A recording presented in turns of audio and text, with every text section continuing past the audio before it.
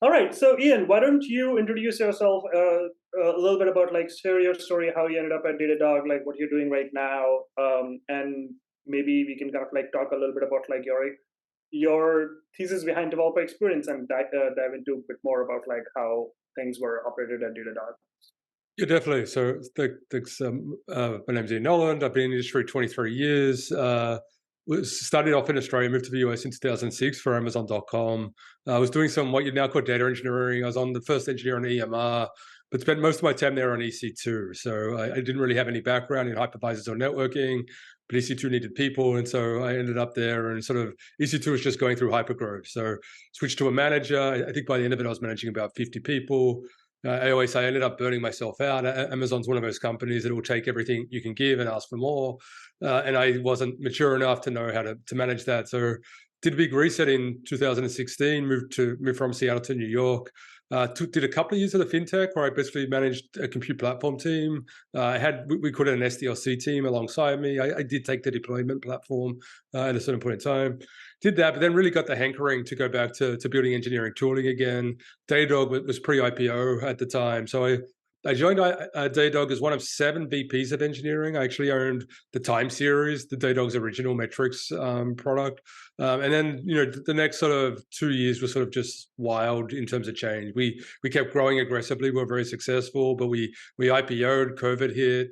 Bunch of people who had been there a long time and sort of burnt out themselves, sort of took the money and rode off into the sunset. So about 2 years in, I ended up managing half of engineering. So we ended up calling it core engineering. A lot of the world would now call it platform engineering. So I think at the time we had about 1,000 engineers and I was managing 500. I think over the next 2 years, we sort of grew that. It was 1,500 by the time I left. So I was still managing about half. Left back in March on good terms, but it was sort of, I wanted to do a reset, sort of work out what was next for me. I've been writing a book on platform engineering the last 6 months. That's sort of due to the publisher right around now. So I'm only now sort of sticking my head up and trying to work out what I'm going to do next. That's amazing. Tell us more about the book.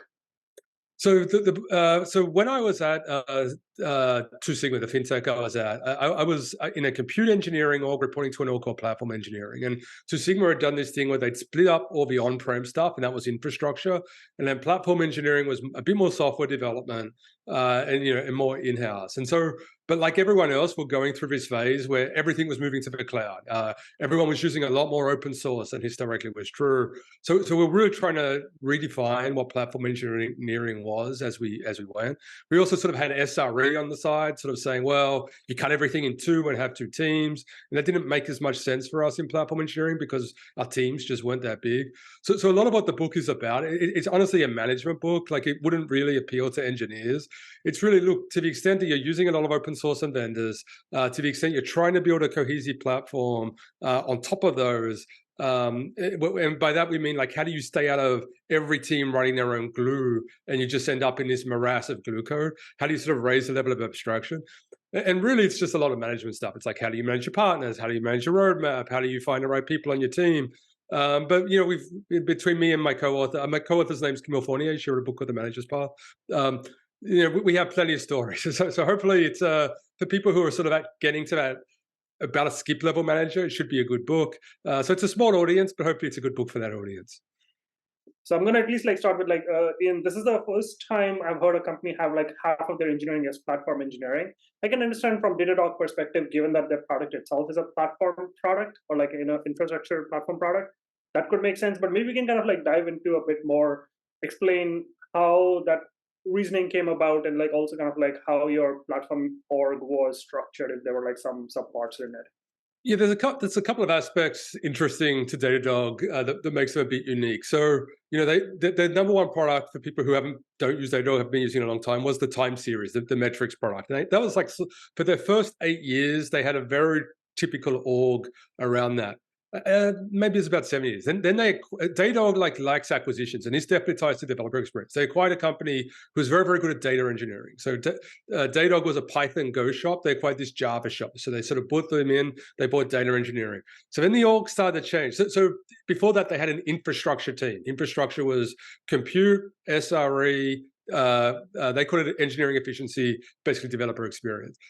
So they always had that, but they started building more and more platforms into people who are strictly building products. So I got there in 2019, one of 7 VPs of engineering. Each of us had about 50 people, and each of us had this weird combination of something that was clearly a product and also clearly parts of it were platform as well, being used by sort of the up and coming products. At the time, that was APM, logs. Today, Datadog has 20 products. So what was really happening in that timeline, and we were all hyper growth, and it's funny because you sort of in my earlier life, right? Like you look at VPs and you go like, why don't they make better agreements? But with everyone trying to move so fast on their own product lines, there was a lot of duplication happen, particularly around front end, particularly around storage systems, and everyone like it definitely wasn't knives out type politics. But it definitely was very clear that we were re-implementing the same things and competing for the same recruits as well. And so basically, it wasn't like it was awful. But basically, as the VPs who I mentioned started leaving, we just started looking at, okay, which of the core platforms that for Datadog to be a cohesive product suite really need to work the same way. And it was basically infrastructure or the typical infrastructure systems for sure, or the data systems, and then what we call it sort of app infrastructure. So like basically the APIs, how we do revenue and billing. So and as we just sort of did that, particularly with Datadog having like 20 products, that just turned out to be about half of engineering. And so that's the org structure that we went through. It definitely wasn't like every single platform. It definitely wasn't every single bit of shared software, but it was the big blocks that we wanted to be very consistent across products. And yeah, the unique thing about Datadog is the acquisitions, and not wanting to throw away the source code of acquisitions, which other companies do. And then, but the other thing was, we really wanted to do 20 products. Like lots of companies, they have one dominant product, and they have like we had at least 3 dominant products, and really we aspired to having multiple multi-billion ARR products over time. So that sort of drove our platform strategy. Very cool. So how do you define for your platform org, how do you define like KPIs? I'm not. So this is a funny question. I'm not the biggest metric-driven leader. I worked at Amazon where I had this saying. The VPs love data, but they hate statistics. So it wasn't. It wasn't the way I always feel around KPIs or any type of organizational metric is they're very situational. So if you have a problem in your org and you really want to drive alignment, that we're going to deal with it. That's when I put out KPIs. The typical thing for Datadog, honestly, was the KPI that we had most of the time. Given that we were aggressively hiring, aggressively growing, and we, like everyone else, we started with scrappy product market fit code bases. It was all about incidents and customer impact around incidents. So it was always like you looked at basically 2 things: the big outages, like how often how often we were down. That's the one where you didn't even look at the metric. Like that was the air. Like you woke up every morning and everything that caused a severe outage, you were going to think about. Like it's like, how do we do that again? But actually, just important was that second level where it wasn't like I can't remember the exact term. It wasn't like the severe incidents. It was the second level incidents where just as you're hiring more people and just as you're building a lot more systems, suddenly you just like increase the rate almost linearly with headcount. And so that was becoming a big factor to our customer as well. So I'd say those were the 2 that I was most sensitive to. Where every single quarter I'd say I was aware of what was happening. Maybe the third one that I care a lot about, having been worn a pager for a long time, is pager rate. Like so when you start hearing whispers that people are burning out, it's very, very easy for younger managers, earlier in their career managers, with earlier in their career engineers, to just like take 40 pages a week and think that's normal. And because this is the way they stay on top of their systems. So pager rate, I think, is maybe the third one. But I'd say that one was more situational. It wasn't something where I had a metric all the time. But I'd say those were sort of the big 3 for especially for something that wanted to be infrastructure level reliability. Those were the 3 that I thought had the most of my attention. Okay, I have an interesting question. So, Datadog being a observability product itself, like if there is an outage, I'm assuming internally you're also using Datadog for your own internal observability. If there's an outage, how do you know that it's captured properly? Like, I mean, what if like the Datadog observability itself is out, which you're actually using to monitor whether it's a great question. And so before this was all sort of resolved before I got there, but consequences of it were definitely on my plate. So Datadog originally didn't dog food. Datadog originally were like, oh no, we have to be able to observe ourselves if Datadog is down. And of course, what they really lost when they did that was having their engineers really care about the product. And so I think, way back in the day, they sort of got this dog fooding culture, and it was like, okay, we're going to have to work out how to use Datadog to observe Datadog, because that's how the engineers sort of act like customers, think like customers a lot more. So, and that's incredibly a part of Datadog's success, dog fooding. So how did it really work? It was cross-region shipping. So basically, it wasn't all metrics. As people know, Datadog's expensive, so you definitely don't want to ship all of the data generated in a region to a different region. But at a certain level of infrastructure, particularly around the time series system, the metric system, we ship that to a different region, with the idea being that different regions should have uncorrelated outages. For people who do use Datadog as a customer, we had a big outage actually on my third last day. And the really nasty thing about that outage is it was a multi-region outage. So it did hurt our own visibility into ourselves. Like it was a long time to resolve for various reasons. Luckily, that wasn't the dominant reason that it took a long time to resolve. But that is, you convince yourself the architectures were completely independent. But of course, they ran on the same operating system and they had the same cron job. And when that cron job triggered in two independent regions, it took them down. So it's one of those things where systems are complex. But yeah, it's really shipping to a different region and having very clear regional deployment schedules. So we didn't have engineers pressing a button and deploying to all regions simultaneously. They had to stagger out in a sorted order to avoid issues. I see. Interesting. Okay, so let's talk a little bit about developer experience. So you said there is a developer enablement or developer experience team internally at Datadog. Can you share a bit more about how that team was structured, how kind of it was, what were some of the core areas that they were working on? Yeah, it was interesting when I got there. It was probably 6 months after I'd been there. The VP of infrastructure was one of the first to leave, so I took over infrastructure and developer experience 6 months in. At that point, Datadog had about 350 engineers. It was making this huge bet on Kubernetes when Kubernetes wasn't that mature, especially as a deployment environment yet. Argo CD wasn't there. I don't know if we were playing with Harness, and the developer experience team was literally 4 people. It had been short staffed in terms of other infrastructure initiatives for so long. So he's now a senior director there. He was reporting to me for about a year and a half, and he just had to hire as fast as he could. And so one of Datadog was essentially running per language monorepos. So it had a big Python monorepo. So actually had 2 Java monorepos, one for the data engineers, one for the services. Then it had a big Go monorepo as well. So it had these 4, and each of those had come, because 2 of the 4 of those had come from acquisitions. They had totally different ways of doing CI/CD. So we were sort of using all of the above. It was the usual Jenkins, GitHub Action, bit of is it Harness? I can't remember off the top of my head. But we did have 3 because, again, we were acquiring companies and this is what they were using, and we weren't going to go right over CI tests. So this team started small. A lot of it initially was just trying to get on top of the paper cut type issues that were driving people crazy. They did we hired either Googlers or people really inspired by Googlers. So they got very excited by cross-language monorepo and Bazel behind it. I just come from a company where that was a failed initiative, so I was not that big a believer.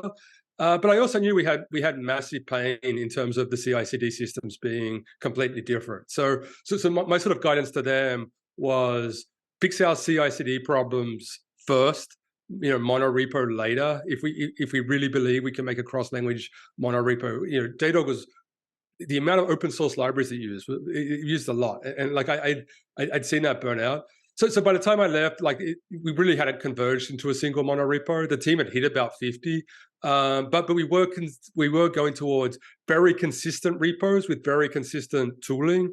But we weren't trying to shove all of our dependencies into the same DAG. Maybe they're doing that today. I haven't checked in, but it was even just getting to that point 3 years later, had helped the company out a lot. Even though, all along the way, actually, there was a lot of doubters. Why can't you just keep our special one running? The dev experience, the engineering efficiency team they had to keep fighting fighting the fight to win people over. Interesting. So there's also always a lot of like debate internally in these conversations around like monorepos. So you went from like you said there was a per language monorepo, and then sort of like there were more consolidations further. So if you can, Consolidation in the style of a repo and how the tooling of the repo, but not the actual repos into being a single DAG. Like so basically, you know, there was the idea that so we were doing like native libraries. We had various things, and historically, I guess we were just publishing protobufs as our way of doing service dependencies. But as we got into thicker clients, like that started breaking. So we sort of had, but when I left, where they were going to was a sort of a core repo with the stuff that had to be, but otherwise keeping the per language repos separate and not trying to unify them. Again, they might have decided it was worth it. The fintech I was at tried to put multiple languages in the same repo, in the same Bazel-based monorepo, and it was absolutely awful in terms of Python. They had a lot of native code with Python wrappers and Java wrappers. And it was just like an incredible amount of work to sort of lift and shift that into the way that Bazel wanted to have it so that it could reason across everything. So they actually abandoned that effort, probably about a year after I left. So I knew that. That's why I was a little bit skeptical. But I also knew that we had to unify tooling. Like, we couldn't have essentially each repo having completely indent file directory structures, CI/CD tooling, et cetera, et cetera. So is it like true that then you had like bunch of large repositories, but it was still kind of like a lot of repositories that you're managing? Yeah, I think exactly. So I think it was like 10 to 20 repos. You'd always end up with like the infra teams having this tail of like tiny repos because they have to build Cassandra or I don't know, maybe Foundation DB in C++ or something. I'd say there was 5 major repos that was probably 90% of the code base, but they were distinct code bases in terms of what it meant to take. The build system wasn't trying to reason across them in terms of dependencies. Right. And these are then multi-language repos. Single language. No, each of those was then single language. There was one again. That one that I did say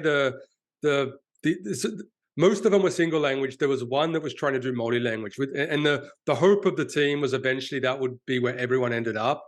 But when I left, that had gone very, very slowly and was only used for stuff for thick clients essentially that had to become dependencies of the other repos. Got it. Interesting. And what CI systems did you use internally? I mean, all of them, honestly. The dominant, the company was built on Jenkins, and then they had, I think this is public. I think it definitely, like this post is like they had a security issue with Jenkins back. This was back in EC2 Classic, so it wasn't in the VPC. So Jenkins essentially was part of an exploit. So then they hated Jenkins, but I think like everyone with Jenkins, like it's bad, but everything else is bad as well. And if you have a lot of tech debt sunk into it, it's hard to migrate off.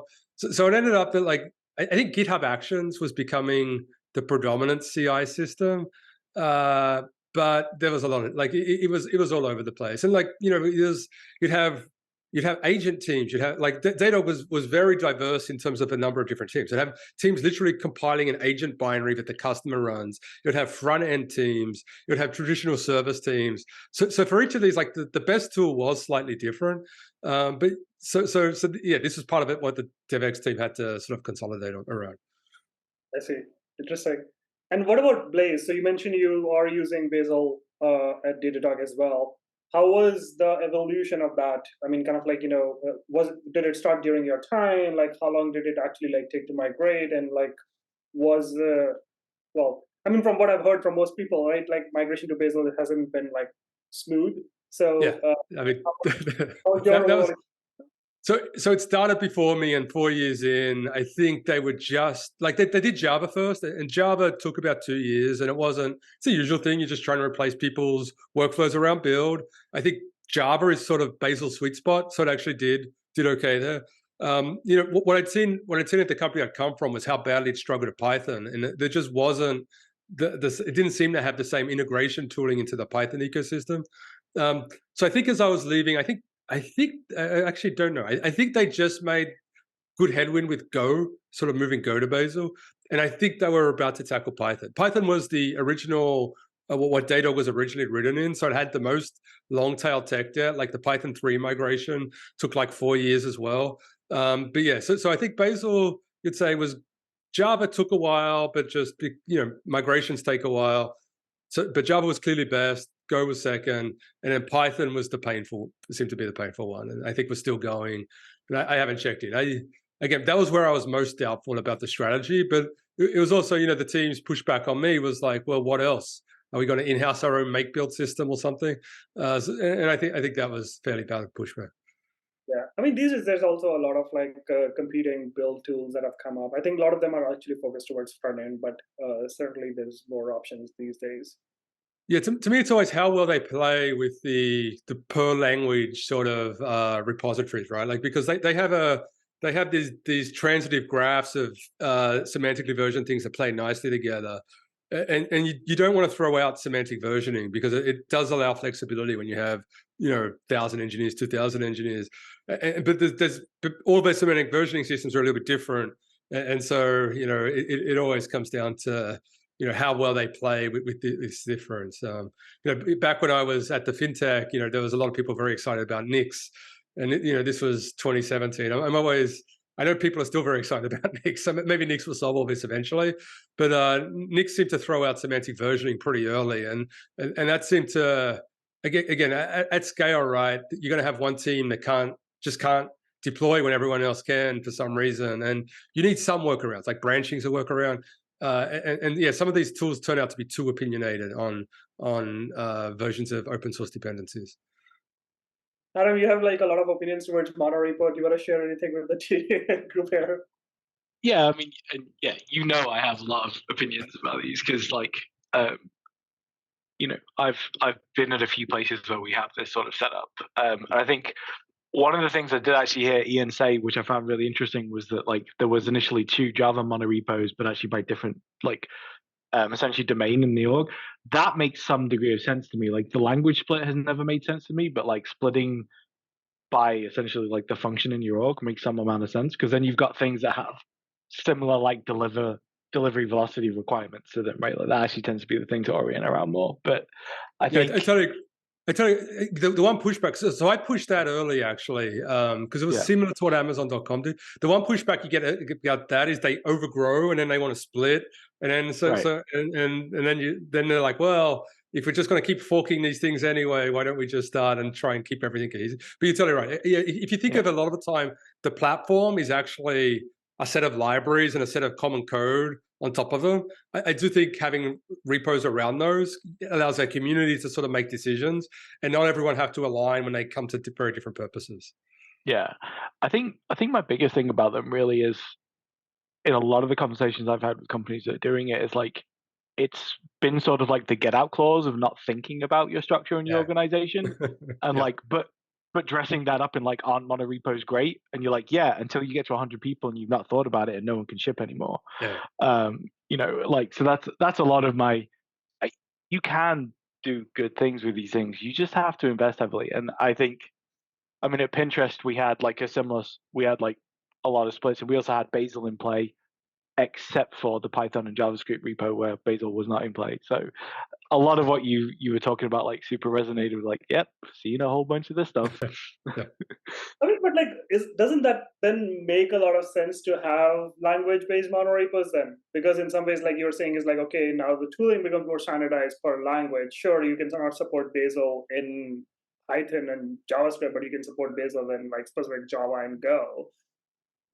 And also, I think like the other advantage with, I think, or like one of the main reasons I find people use languages monorepos is also just dependency management. Like everyone is typically then use the same dependency version of, I don't know, like a request library.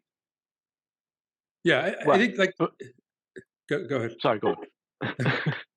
At least like the pushback I got from my team with that argument, and particularly like what they loved about Bazel was like the incrementality of integration tests. Like this is, flaky tests I think are a massive issue with monorepos. And what they loved about Bazel is one way of just decreasing flakiness is you only run the integration test if you know code that it touches that integration test got changed, and it just decreases the amount of time you're rerunning something that's essentially flaky. And so the pro-Bazel people, why they wanted to jam it everywhere, was really because they wanted to turn the build problem very much into the integration problem and have one cohesive system. And so the more teams were saying, well, let us use our own build tool, well, then they were like, well, okay, but that's going to break, not just break the build time stuff, it's going to break the integration time stuff as well. And again, that could just be, that's just two platforms they have to support. But of course, they dream of like having everything on one platform because that's the simplest support model for them. Yeah. Anything else, Adam, you want to add? Yeah, no, I think I was just going to say that, like, I think where you were starting to get at, Ankit, was like, yeah, okay, if you start thinking about per language monorepos, and then you start thinking about maybe splitting them up by domain so that we don't have like cross-team pollution of like intent. Well, what are we semantically talking about now? Are these still monorepos, or have we like divvied up into, because like we are not in like, you know, a small handful of repos for any significant size engineering org at this point, right? Like the word has definitively lost whatever meaning it has. That's fair. Yeah, I mean, I think there are fewer companies out there who've actually like done monorepos at the scale of like what Google and Facebook try to pull off. For sure. Okay, I want to like switch gears a little bit and like Ian, talk a little bit about how does companies. So like for instance, you run the platform org, which is in some ways I'm assuming separated from the product org. But like again, Datadog being a platform itself, how does like, are there kind of like overlaps in the way like, oh, let's build this internally for ourselves, but then we will productize that as a Datadog product? Yeah, and this was definitely, you know, the term at Datadog, it might be an industry term, was like shift left. And so my director of the developer experience team sort of struggled with this a lot, is that sometimes he saw a clear need internally. You know, it was often just like we did an acquisition, a company, Undefined Labs, and you know they're out of. But it's like, okay, we need to get better observability of CI/CD problems, and he sort of gets his hand slapped. Oh, don't build that. That could be in a product someday. If we build it as a tool, then it's not going to work. Now we actually, this is a public product. We sort of took our incident app that was written by our developer experience team. So just a way of integrating incidents into Slack better. We did actually productize that. So that was one that we went the other way. Wasn't our most successful, honestly, because, and you know, what happens, right? You know, a lot of the best customers for Datadog's early products are companies with less than 100 engineers. And Datadog, when I left, had 1,500 engineers. And so we were looking more enterprisey as a customer. And so what that meant is our standards were higher, right, as it went on. So I would say our developer experience team, and generally all of our infrastructure teams, were constantly caught in the middle, where it was like, okay, this could be a shift left product in Datadog someday. But it's a, you know, if we talk to our internal customers, it's a burning need today. You know, we're not going to get, you know, if we started up as a product, we'd get 7 headcount. You know, if they started up as an internal thing, they're going to get 1 headcount. And so it's how to make do with that. So what was it? I would say it was continual discussions, but it was the challenge of just Datadog being Datadog, is that there's certain things that it was absolutely wrong to build internally, because then it would kill the dog fooding loop when Datadog eventually became a customer. Interesting. So is this like more strategic that there is a shift left happening in Datadog for some of these like newer tools, or it's kind of like just an evolution that yeah, this is always where I have to be careful about like how things were talked about internally versus sort of what is done. But I think if you look at their product suite, you can see them coming closer to the development time stuff. Like the idea was, of course, you know, if developers are waiting to production to get observability, that's a very long loop. How do we move the observability experience as fast as possible while it's being developed? So you see that across, I think, the product suite. But it was very talked about as, you know, the other big one that I think you can clearly see was security. Let's try and make DevSecOps one product, as opposed to the security engineers have one product and the DevOps engineers have another product. So those I'd say were 2 very big bets. I mean, the third one is the rest of the industry. It's just like sort of AI ops or whatever. But yeah, so what you sort of see in their products is just trying to bring more people into seeing, you know, when Ollie, the CEO, talks about no silos, he really does mean it. He wants to bring visibility of the same data into more people across an engineering team. Okay. Folks, if you have any questions, feel free to also ask here. Otherwise, I'll continue going through some of the things that I've also captured myself.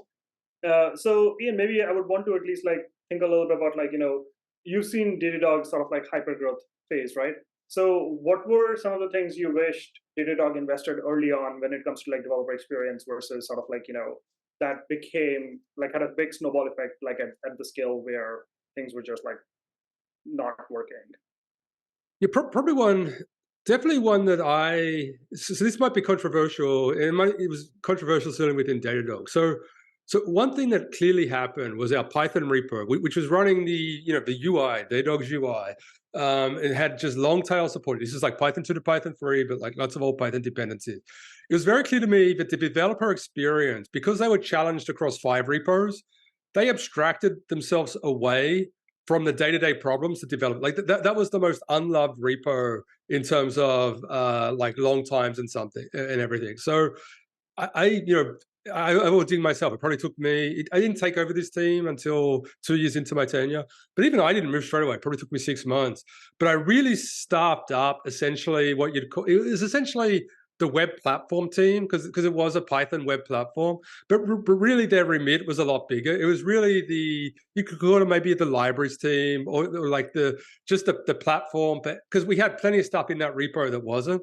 And I think that was a big miss. Like I can remember the feedback like in my last 6 months from my peers, people who I really trusted, and they're like, Ian, it's so painful to build a new API at Datadog. Like, yes, eventually we'll have this because part of the strategy was right. Well, you can do APIs in any language, and we'll build a gateway, an API gateway, or whatever. But I didn't invest enough, I don't think, in sort of love for the monorepos repository. Love for the monoliths repository was essentially what I was. And that definitely came again. That was I don't. I saw the survey, but I can't actually remember. But I'm pretty sure that was clearly my unhappiest customer base in my last 6 months there. And that had been that was a slow moving train. Like that was clear. Like if I'd been listening, that would have been clear earlier. So I'd say that was the biggest one. It's just the sense that the developer experience maybe could have handled this, but their tendency was to abstract. We build cross-language tools, and they really weren't just getting in there and working out how to upgrade this version of this open source library to this other one. Like they didn't see that as their remit, and whereas the web platform team was happy to do that type of work. So I'd say that was the biggest one. I'm not a fan of librarian teams in general, in that I think they're semi-stable over time. Like it's not the funnest work to just be fixing other people's shit all day for a software developer. But in a surge, it was good. Like it fixed a lot of problems that had sort of built up over time. Nice. Yeah, I mean, I think this is also something which is commonly brought up in teams where it's like, there is some piece of like old code base now essentially like doesn't get modified as often and like kind of like almost loses ownership and nobody touch it anymore, right? It's working, let it run, but like it keeps on adding more, like your dependencies become stale. Now you have like vulnerabilities issues as well. Nobody wants to take up ownership and actually go and fix that. Yeah, and I can tell you, like as the SVP, because I had good staff engineers, and but you talk to these people, and again, their motivation, most software engineers, I was a software engineer, is building new things. So you talk to these engineers, and they'd say to you, "This is incredibly painful, and you've got to do something about it." And I was an SVP, so I'd flip it. I'd say, "Hey, do you want to be the first member of his team to fix this problem?" And like, oh, no, that would be a very sad job. And I think it's one of those things, it takes a particular type of motivation to be happy on that type of team long term. And I think that's why it gets on it. You get the developer experience team really loves developer tooling, but this type of librarian role, like it's works with a surge, works definitely SRE types, I think, like it a little bit better, but they have to be able to get deep into code to do the job well. But it's a constant problem. And I didn't try hard enough. Like if you look back, we could have pushed to actually get people on the team earlier and resolve some issues earlier. Like there are unique people who actually do find that work motivating. Yeah, interesting. Adam, do you want to expand a little bit onto your horizontal DevX versus vertical? Yeah, I think this is a thing that for me really crystallized when I was at Pinterest, to be honest with you, because like a lot of the conversations that we would have in what we call engineering productivity and infra were like these, like, oh yeah, we're building these foundational layers. This layer will take us 18 months, this layer will take us another year, right? And you were thinking these layers, but the problem with that building approach is that by the time you get to where your devs are, which is 3-4 years down the line, they're not there anymore. Yeah, they're somewhere else, right? And so I think there's a little bit of like really just taking a product driven approach to this and being like, okay, what's the personas in my business? let me try to order them based off of like what's the business actually trying to achieve right now, what's the pain points that they have right now, and like through like a combination of scoring, go vertical, like what's their needs, right? Like, and I think when you talk about like, hey, we should have made API develop, new API creation in the monolith more powerful. Sorry, it's because I'm a little sick, which is the issue. Okay, I thought it was an audio. Yeah. I'm like fighting the flu There's today. also some audio issues, like Adam's voice is turning into Let me switch headset 1 sec. Darth Vader style voice. Okay, there you go. He has like a series of headphones. Right? Yeah, I do. Is that better? Yes. Better now? Oh, that's wildly better. Yeah. Okay. Okay, cool. Yeah, so I think so for me, what came out that time at Pinterest was like, no, like really, let's just sort of order people and try to go, no, what are the top 3 to 5 things that you need to do, and let's just try to peel pain out of that, rather than to like, and the temptation is so strong to just be like, yep, we've got to make this work for everyone. Yep, we've got to make this work for everyone. And what is hard about the other approach is you are going to be saying you 20% of folks kind of don't matter. Yeah. Yeah, And what you're saying, by the way, is pretty much like the book. When people talk about a product approach, platform engineering, like that's a lot of what we're stressing is you sort of do have to think 80-20 and step away from this. What's very, very natural for engineers, right, is we generalize. It's like, oh, I see 5 similar problems, I'm going to build a system. Whereas what you're saying is exactly, and that's the trade-off, is that, yeah, for that tail, sorry, you're a tail and it's going to be more painful for you. But this is actually Pareto efficient. And yeah, I completely agree. Yeah. Okay, so does anyone have any questions they want to ask as well? Let's see if I have anything from my list. I did have a little bit about like KPIs for developer experience as well, and maybe kind of like if there are no KPIs, maybe there's like some things around like surveys and stuff, or like generally like maybe you can share about how the developer experience team did like road mapping as well. Yeah, I could. It's interesting. So I as the SVP cared about a tiny subset of metrics. Like I expected my leaders under me to care about their own metrics, and so I assume my head of developer experience did have the standard sort of metrics around time from check-in to deployment or whatever. However, part of the challenge with the metrics, right, is when you're doing this across repos, is it's actually very, very hard to get consistent metrics. So I'll talk like Datadog in general did quarterly OKRs. That was a very product focused, like, there was this sense of agility that was very, very key. Agile cooperation, you'd say, was very much what was pushed from above. Part of having a platform org and having it as big as it was realizing that for a lot of what was reporting up to me, we were ill-served by quarterly, just sort of replanning every quarter. What you'd get is the classic, one quarter someone would be loud, you'd sort of chase them, but the next quarter, they'd either be happy or they were wrong and they just go away. And then someone else is unhappy because you didn't listen to them last quarter. So we moved to essentially yearly roadmaps. We used, sorry, this wasn't my system. It was one of my VPs proposed, like he used a McKinsey 3 horizons. So talked about H1, H2, H3, sort of forced a lot of alignment across, particularly my teams, that we would delivering things on the same timeline as opposed to talking past each other. So it was essentially yearly roadmaps when all was said and done, just with what's going to happen after the yearly roadmap. So you'd essentially say yearly roadmaps were the product teams. Like you think they would care, but honestly, they didn't understand what they wanted 12 months out. And so we just had to guess, honestly. And like my teams always wanted to like push the conversation, but they, as an org, we were all about product market fit, and that meant agility, honestly. But within platform engineering, 12 months roadmap were very within core engineering, they were very useful just to stop us talking past each other on timelines. And like one team's talking about doing a big re-architecture, but needs support of a second team, and they haven't actually talked about that yet. But otherwise, it was quarterly OKRs. So a lot of I attended OKRs every quarter. Honestly, a lot of this is more management technique. A lot of what I was doing, I'd check in sort of diagonally down. So I was looking for the VPs, particularly in product engineering, to sort of be on board with what they saw out of that roadmap. And if they weren't, then I saw my job was to step in and sort of resolve misalignment. But a lot of what I was looking for out of my VP and my senior director was keep your customers happy, right? My job is just to step in if I'm seeing misalignment, and so yeah. But Yeah, so yearly roadmaps, quarterly OKRs, full replan every quarter. But with the roadmap, you were the Amazon term for this was directionally right. The yearly roadmap set the direction, and every quarter you're sort of course correcting towards the direction. Interesting.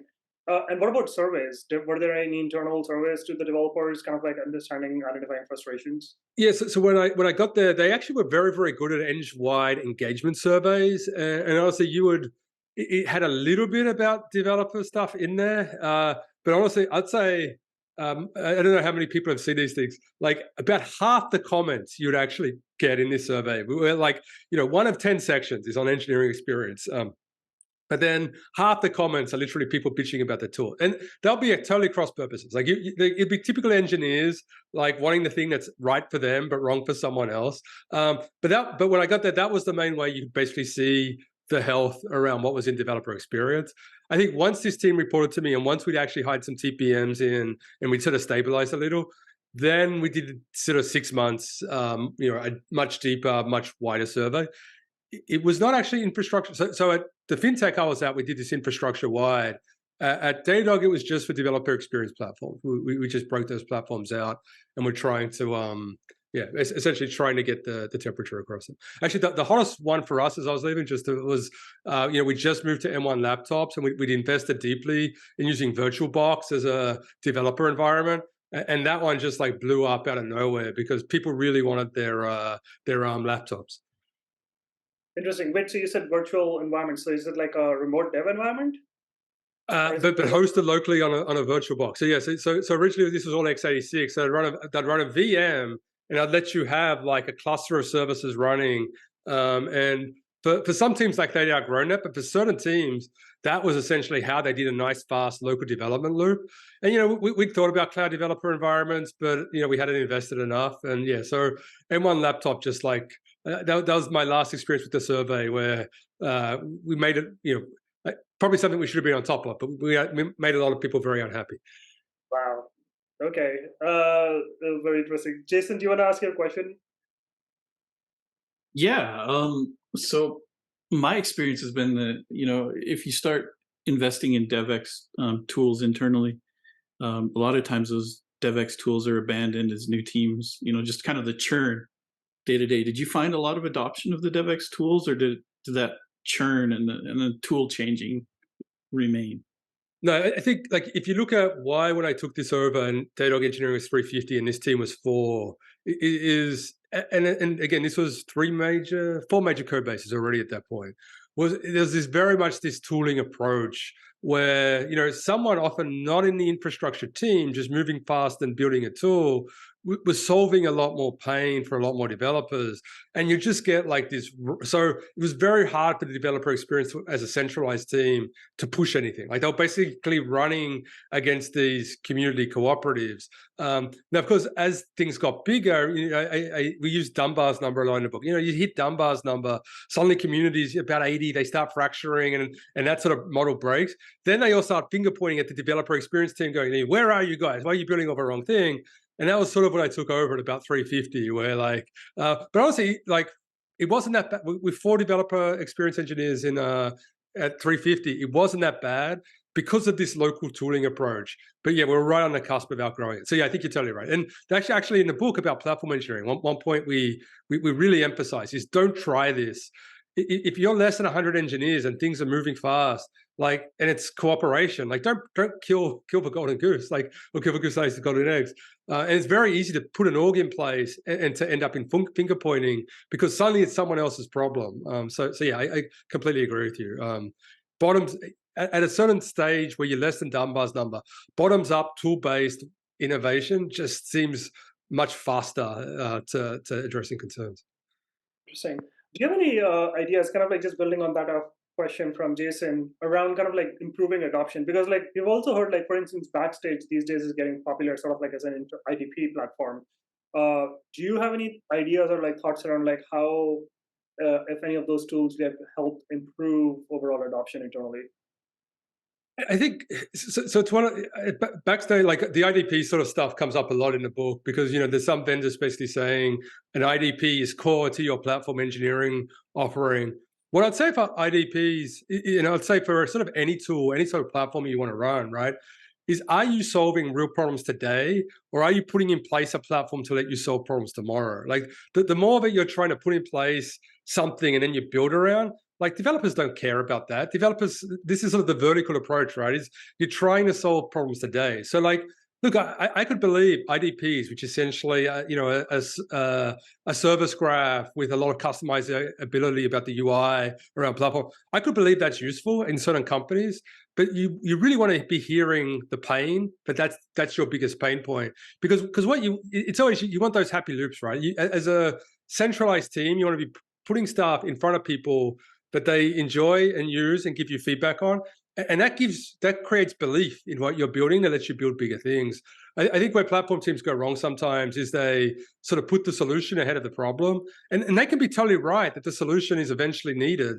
But if you don't have users, if you don't have a product that has people, then you sort of end up with a credibility problem. So it's really like, in the book, I sort of say, think big, so think long term about what you need, but try really hard to tie it to an immediate problem, so you don't run into those credibility problems. And I think that's, if you can do that, you get nice success stories.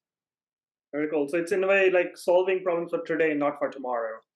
Exactly. But trying to use the technologies of tomorrow as you solve the problems today. And that, again, it's art. Like you can't, it doesn't always work. But that, when that works well, you gain credibility. When you do either you're not thinking about tomorrow, you're just running into operational problems, you're thinking too much about tomorrow, that's where you run into sort of credibility problems. Interesting. Jason asked, did you use RFCs, request for comments, internally for a tool to get feedback? Datadog, it's funny. Datadog was big on RFCs when I got there, and they ended up breaking right around as I got there. So they used RFCs. It was a Git repo. They'd write them up in some form of text-based approach, and it was a nice culture. What happened though is we didn't really define what it meant to, who the reviewers were, what it meant to comment versus not comment. And particularly as we kept making acquisitions, we kept hiring companies with different culture. There was a sense of people who'd been there a long time and, had the trust to know who was going to give feedback. They still used RFCs. New people were really worried about putting something public and having it shat upon. And the problem was that as much as we tried to coach at the VP layer, don't do that, occasionally that happened. Like we're just hiring people with different, I don't mean to shit on Googlers because I actually think they have a very good culture. But you bring a Googler who loves, they love like leaving like 30 comments into a culture. It's more like leaving 2 to 3 big comments, not 30 small comments. And it's just a cultural mismatch. And so we're running into problems like that. So it really stalled out. It was in my third year, then we kept the RFC process, but we moved to much more formal roles. So we started having like a shepherd, and we started having a review group, and we got people who like longed for the old days, but we just got to the point where we had to make people feel safe, but they could put an RFC out there and not have any random person with an axe to grind throw out a bunch of feedback and it blow up. And so we got there. So it's sort of very good, I'd say, below 200. Above 200, you do have to start putting more management into them to make them work well. Okay. I'll try to quickly cover this question. Jason, did you use guild chapter organizations? I'm very curious about this. I actually don't know much about guild chapter. Maybe Jason, you might have. Yeah, so we have, we've got all sorts of backend, and we've got a lot of acquisitions, very similar to what you're talking about with Datadog. And so the guild level is kind of in charge of everything, maybe web or everything backend or everything auth, right? And then within the larger overall guild structure, you might have, your React front ends, or, in your backend, you might have your Elixir type people who are all getting together and maintaining cohesion across the org. Because like you said, under 100 devs, this stuff doesn't really, you often get in the way of the devs. But once you start, crossing that 350, 500 dev number, keeping everybody on the same page is often one of your hardest jobs. Yes, so Datadog, this was all before me again. They use squads and guilds, and guilds were exactly as you described. Honestly, it did start breaking about 350, and it was interesting in that because a lot of it becomes is the guild an authority or not? And so if you have someone who just by their force of personality and their interest, they're a uniter, that guild works great. But you often end up with some very good people, but maybe without the leadership, and those guilds really struggle. So I'd say like about 1 in every 2 guilds would like get together and sort of end to nothing. We did in my time play with the idea of an executive sponsor, but it does require the executive to really want to dive pretty deep. Like an executive who just signs off on the guild doesn't actually work at all. An executive who's in there in the meetings and like really is going to, okay, we're going to take this to the company, and I, as your leader, I'm going to own if people don't like this. That does work, but it takes a lot of the executive time, and it does require technical executives who, a lot of leaders are technical enough, but like have been out of it for a while. So yeah, I'd say it was, I definitely think you should try it and be willing to I exactly agree, but it definitely, it wasn't every single guild worked. Like it was more spotty than that. Okay, thank you. You actually just touched on a bunch of discussions we just had last week. So yeah. Thank you. Awesome. So I think this is time. So thank you so much, Ian, and thank you everyone for joining. This was a really exciting conversation. And Visha has also posted a link of Slack in the channel. So this is essentially a Slack group that we have. You can actually have conversations there, talk more, and like continue some of these conversations more asynchronously.